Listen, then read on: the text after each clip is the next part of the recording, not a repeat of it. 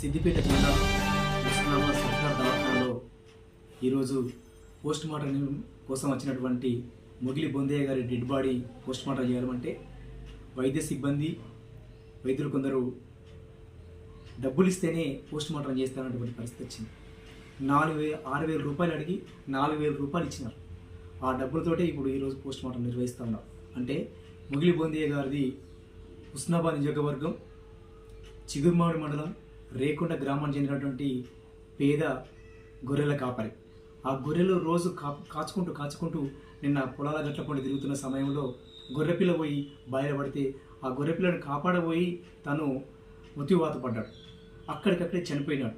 ఆ చనిపోయిన dead body Osmanabad సర్కారు దవాఖాన తీసుకొస్తే ఆ సర్కారు దవాఖానలో పనిచేసే వైద్య సిబ్బంది వైద్యులు కొంతమంది పోస్ట్ మార్టం సంబంధించి 6,000 రూపాయలు ఇస్తేనే పోస్ట్ మార్టం చేస్తామన్నాడు.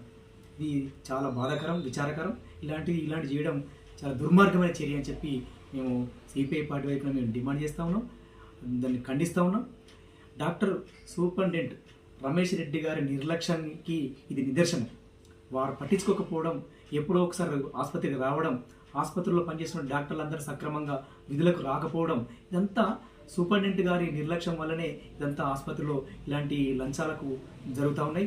ఇంతేకాకుండా రోజు సర్టిఫికెట్ల కోసం విద్యార్థులు కానీ, ఆర్టీసీ డిపార్ట్మెంట్ కానీ, మిగతా ఉద్యోగస్తులు ఎవరైనా సిక్ లీవ్ కోసం డాక్టర్ సర్టిఫికేట్ కావాలంటే వేలాది రూపాయలు తీసుకొని డాక్టర్ సర్టిఫికేట్ కూడా ఇప్పిస్తున్నటువంటి పరిస్థితి మాకు తెలుస్తూ ఉన్నది.